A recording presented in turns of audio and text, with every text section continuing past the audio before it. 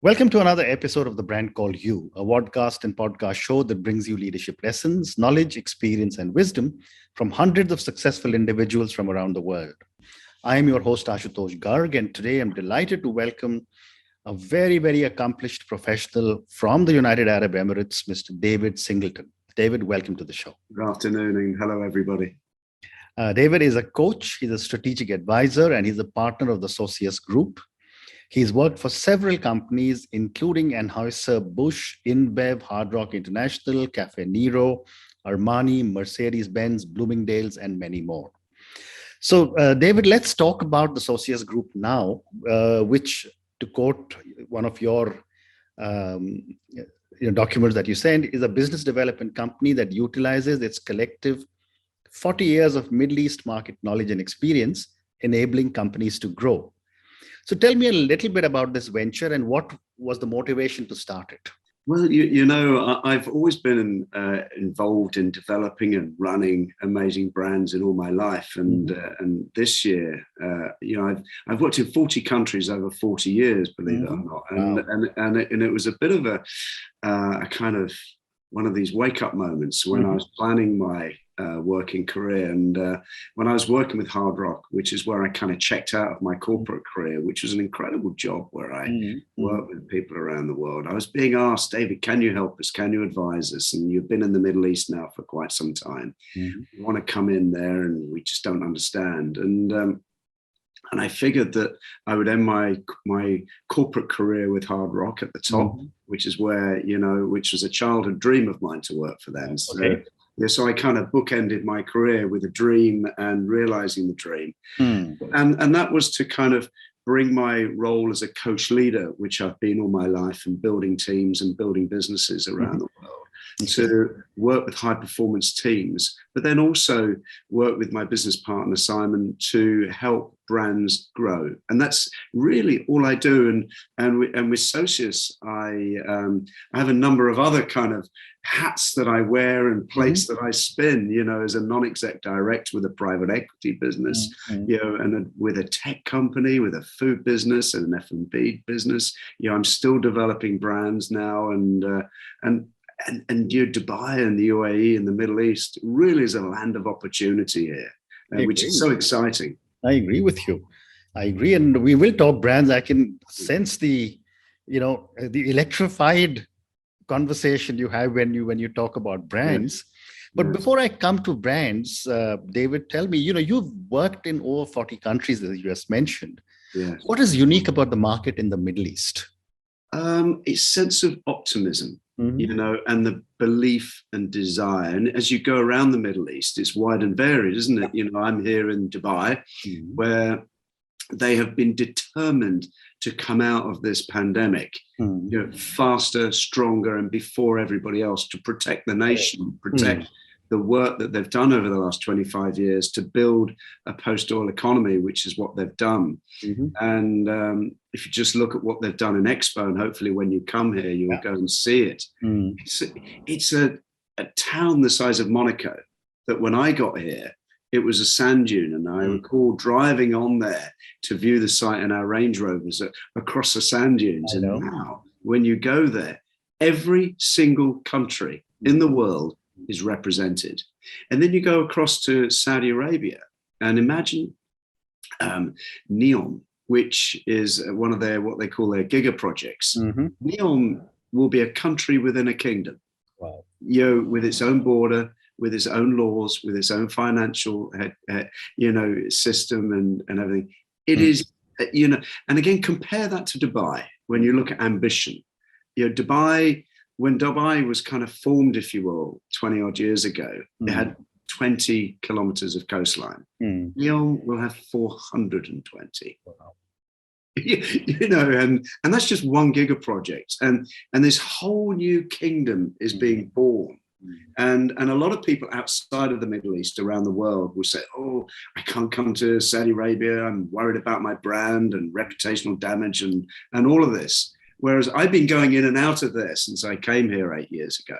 And I've seen this, what I call this human transformation, led by the rulers of the kingdom, where Absolutely. they want to see a new Saudi Arabia. People say, "Oh, we want another Dubai." There, no, we want another Saudi Arabia, and that's what they're calling for. So that's it. Fascinating. And as a marketer, I'm sure you will appreciate and you'll understand it. You've been in the market for a long time. The Middle East is a large number of countries, and each one is different. Yes. And yet, when a global marketer looks at it, they say, "Oh, we're going to launch a brand in the Middle East." Now, I'd love to get your perspective on how different these markets are, and how culture in each of these markets determines differences for brands. Yeah, I think Middle East culture is a whole other show. It really is, because it is different. But I think what are the common kind of values and behaviors around? I think sense of ambition, humility, empathetic leadership, optimism. We walk the talk. If people have come here, I'm an expat in somebody else's country, and I've come here to hopefully leave a legacy when I eventually leave. Correct. And I think that's commonplace for, I'd like to think, most business leaders when they come here. When I came here, I came to work for the Al family, one of the most prominent families here in the UAE. And they were the most people-centric family and business that I have ever worked for. And I think that does transcend throughout the business. The Arab culture is very gentle and very kind, and which really does go against many other countries where I've worked. Before I was here, I was in Russia, for example. I had 3 years based in Moscow, where I made a lot of friends and learned a lot. And I use a lot of my experience, certainly in Russia, when I coach people now, certainly when it comes to empathetic leadership, which is the opposite to command and control environment, which is there. And the power and the importance of listening as a leader, which I think is commonplace here. And I think that's maybe the common thread throughout the region. So the other thing that I wanted to check with you or get your perspective on is even within the Middle East. I mean, when I've launched brands in the Middle East, but not as many as you have, but for the company that I used to work for. When you enter a country like Saudi Arabia, it was fascinating to see that all the billboards were at half the height of the poles because they had to be visible from the car. Yes. People couldn't step out. I'd love to get your perspective on how are some of these changes or challenges in the Middle East impacting the way brands think? When I work with a brand, I talk about how do we globalize a brand, and I'm blessed that I've worked in the hospitality industry all my life, and a restaurant or a cafe from New York is not going to be the same as it is in the Middle East. We look at the design, we look at furniture layout, we look at the menu, we look at service cycle and things like that, and being aware of culture and preferences here is truly important, because you get one chance to make a market entry, and that's what I really work on very, very hard. And that comes right from the minute you start opening an interest with a family or a business in here, is how do I engage? We don't just come in and we hit it hard. You're negotiating. There's a lot of talk in the modulus. There's a lot of chat over tea, isn't there? And it's a getting to know each other, and it's a getting to trust people. And when with A-Clouds, the private equity venture that I work with, we look at people and founders first, brand, and then we look at the P&L. The numbers come last. Sure. And that was one of the very early things that I learned with the Altair family. At our board meetings, our agenda item number one was about our team. And how are we looking after our team? How are our team? And if our team are fine, then our guests and customers are going to be fine, and our business is going to prosper as a result. We're in it for the long term here. Fascinating. Fascinating. So, the other thing that I see happening with marketing, communication, branding is an incredible amount of use of technology. Yeah. And technology is changing every day. What are your thoughts on how is technology changing branding in the Middle East?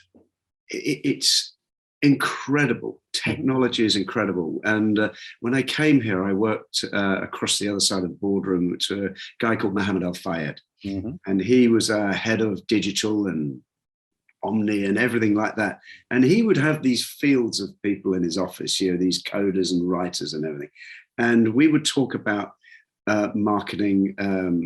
In my days, we would send an email to people, but he was developing a company and a brand called Unas at the time, which was the first online platform here. And it was about primarily ladies fashion and out of Bloomingdale's, Having and so on and so forth. And this was about hyper focused marketing, one-on-one, extraordinary, but not only that, how did it enable service as well? Service, brand perception, brand presence. When they launched Unas, it was, I'm going to order my Gucci dress and it's going to be with me in 90 minutes. Wow. 19 minutes. Imagine. But that's the power of technology. Mo has just gone on to, and he formed GrubTech, which is a tech-enabled business, which enables the aggregator enablers. And he's just done his first fundraise. He's 2 years old. He's raised $13 million and he's growing fast around the world. And if you come across a tech idea here in the Middle East, it's incredible. I remember when the Abraham Accord was signed, which was a landmark, wasn't it? Where the kind of curtain came down and there was this unwritten rule that actually, we are all going to get on, we're all going to love each other, and we're going to do business. Within hours, Mo was telling me that the phone was ringing with investors, tech investors from Israel, to invest in this part of the world. Amazing. Tech is, you ignore tech at your peril now. I agree. The other part I wanted to get your thoughts on was on the communication landscape for brands. I remember when I first came to Dubai, it was in the late 80s, and I've been coming there very frequently. There was full page ads that would be given in the Khalij Times or the Gulf News. And yet now everything is on your phone. I'm not saying the newspapers have gone away, but the predominance of newspapers has reduced. Yes, it has. What are you doing in terms of communication for your clients? Well, it does depend on the client, of course, and depends what we're doing. But when I and taking a new brand to advise them on the market entry, yes, there's a strategic piece of hardcore planning work to do, but I'm not going to do it unless I have a communications plan that goes alongside that. And it is all digital. Heavy use of LinkedIn, for example, working with that business and that global community there. Correct. But also we use the newswire a lot, where we would take a news release and we would translate that into every language of our target market. And we're very, very focused on how we promote, how we communicate. Instagram, extraordinary. TikTok, Snapchat, Snapchat. All of these platforms are imperative to the relative brand. So, TikTok isn't going to work for everybody, but look at real estate owners now, and real estate traders. TikTok is massive. They get tens of thousands of views immediately. And so again, I've got to be honest. I used to be a really smart marketeer. And now, my daughter, who's 23 and graduated with her marketing degree, is now, some of the stuff that she does is extraordinary. Correct. It's almost like I've got a reverse mentor. Absolutely. I have my 23-year-old mentoring me now. Well said. Well said. Yeah. But, if you again look at the platforms you just spoke about, TikTok or Reels or Snapchat, there is a whole new breed of influencers that has emerged. Yes. And that is not the old classical way of getting either a star, film star, or a sports personality to be able to become a brand ambassador. That's happening. It's true. What are your thoughts on these very, very powerful influencers who have emerged to sell brands? it is an extraordinary phenomenon, isn't it? And some people might say that I'm an influencer to a point. LinkedIn is my platform. That's my virtual billboard, and I've worked very, very hard with my LinkedIn as an example. But I also know young people who have come across beautiful brands or created beautiful brands and make a point to use Instagram, for example, as their aggregator. My Instagram has minimal traction because I don't feed it. But these young people know how to use it. They know how to point to it, and it works.